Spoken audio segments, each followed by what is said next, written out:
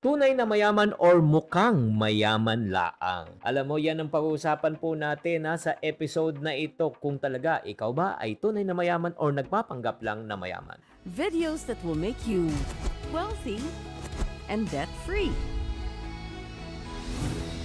Hi there, this is Shinkitan, your pambansang wealth coach. Alam niyo, marami pong mga taong mukhang mayaman. Latest gadgets, luxury cars, branded clothes, bongga ang travel. Again, walang masama po dyan na nag-flex. Pero ang tanong, totoo bang sila ay tunay na mayaman? O panay, utang lang, gastos lang? Kaya nga, sa episode natin na ito, ang goal natin is not just to look rich, but to really be rich. Ang goal natin ngayon, tutulungan ko kayo na maintindihan ang kaibahan ng pagiging rich at mukhang rich. Kung paano ba tinatawag ng lifestyle inflation, ito po ang talagang sumisira po sa ating mga plans. Alam mo, sa totoo lang, let's talk about inflation muna. Ang inflation po, mga kapatid, katulad ng pagtaas ng bilihin, pagtaas ng gastusin, ito yung mga bagay na hindi natin makokontrol at maraming nagre-reklamo regarding this. As much as we complain about tinatawag nating inflation na hindi natin control, bakit walang tao na masyadong pinag-uusapan yung tinatawag na lifestyle inflation? Ano ba tong lifestyle inflation na ito? Ito yung parang the more you make, the more you spend.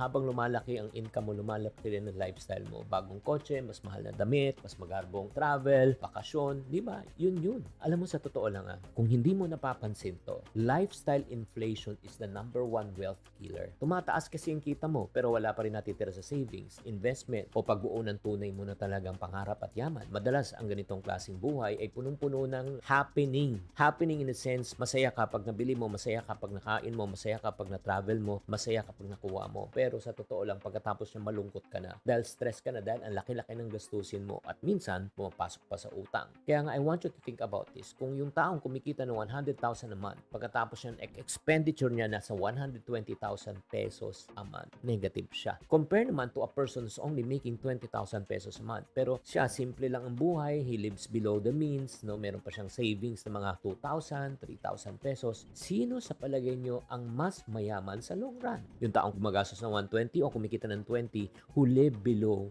the 20,000. Definitely, for me in the long term, ang talagang tunay na mayaman, yung taong walang utang at may disiplina sa pera. Do you agree? Type agree sa comment section kung nag-agree ka. So right now, I would like to share with you, yun nga, the difference between looking rich and being rich. Okay, handa ka na ba? Kung handa ka na, kumuha ka ng papel, isulat mo to. Mukhang rich ka ngayon, pero ang tanong, paano naman ang future? Being truly rich means may financial security, may savings ka, may investment ka, wala kang utang na kinakatakutan. Yung tinatawag na being rich talaga is a long-term thing. Marathon siya. While on the looking rich side, it's a sprint. Gusto mong agad-agad. Gusto mong instant gratification. Gusto mo talagang mapakita na agad ngayon. So kung makikita mo talaga, looking rich is temporary at hindi siya sustainable. Bakit? Kasi paano naman chinky yung mga taong gumagastos na laki-laki ng gas?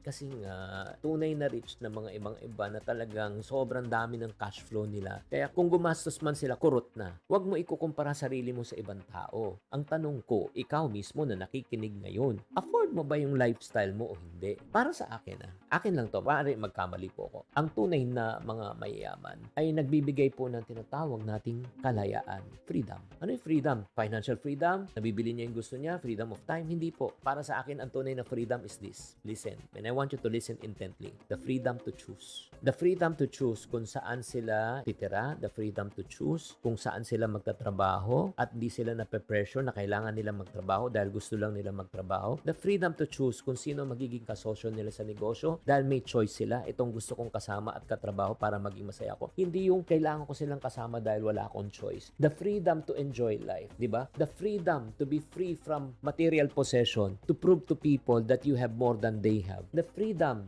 from stress ng utang. Nagigets nyo? Para sa akin, yung tunay na kalayaan, yung makakapili ka kung ano yung mas bagay sa'yo. Nako, ito lang this is between you and me. Real talk lang to. And I might offend you by saying that and humingi na ako ng paumanhin. Kung ang goal mo lang sa buhay ay magmukhang mayaman, magiging mahirap ka one day. Magiging alipin ka ng gastusin tatapusin mo one day. Ito lang kapatid, you don't have to prove anything to anyone. Again, itong vlog na ito is taking a different term, parang personal coaching na ito. Kaya nga, kung ikaw nare-realize mo ngayon kung bakit mo gustong mag-acquire ng mga bagay. Again, dreams mo yan, goals mo yan, pinagpaguruan, deserve mo yan, wala akong problema. Pero ano ang epekto niyan? Pagkagastos mo yan, may sobra ka pa ba o talagang kapos ka na at inuutang mo na? Pag ginastos mo ba yan, nai-stress ka ba or mayroon ka pang kapayapaan? Ikaw nang makakasagot niyan. Para sa mga taong nagsasabi right now, okay, ang goal ko na right now is not to look rich, but to be rich. So if you want to be rich, I just want to encourage you, focus on long-term mindset. Huwag short-term, what instant gratification. Hindi mo kailangan agad-agad magbago ng lifestyle kapag tumaas ang kita mo. I-maintain mo lang lifestyle mo. Yung parati kong sinasabi, mga ka-friendship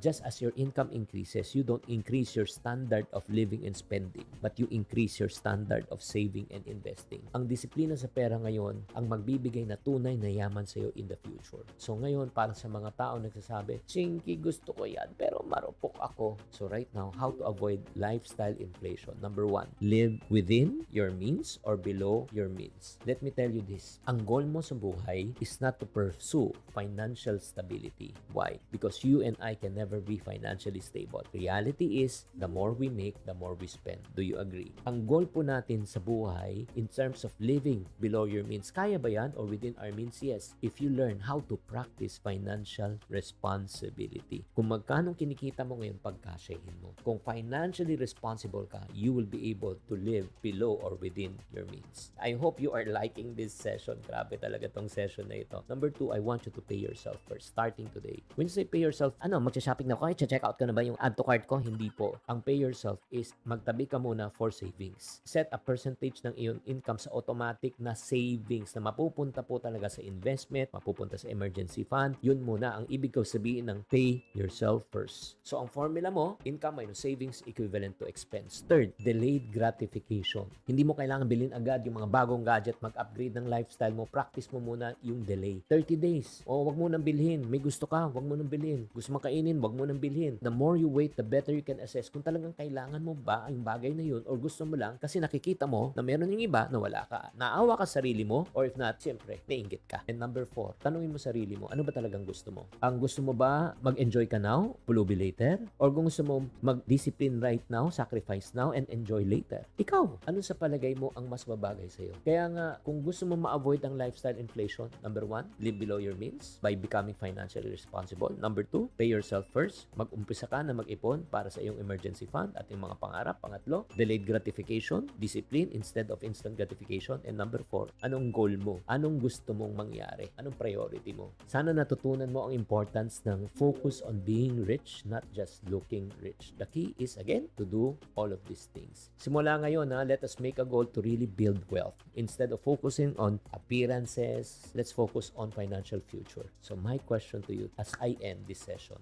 ito, I want you to be honest. Are you living to impress others or are you living to secure your financial freedom? At anong financial freedom? It's a freedom of choice. Remember, it's not about how much money you make, it's how much money you keep. Sana nakatulong tong episode na ito at na-enlighten kayo. Kung na-enlighten at na-encourage kayo, please encourage. I will appreciate that. Kaya nga, kung gusto nyo pa matuto, don't forget to follow, subscribe, hit the bell button para next time kung may mga bagong episode pa tayo, manonotify kayo agad. Please share this episode also to your friends na alam mong medyo luma-lifestyle na hindi pa sa tamang panahon. Okay? Tatandaan, tamang karunungan, tamang disiplina po ang susi sa pagyaman.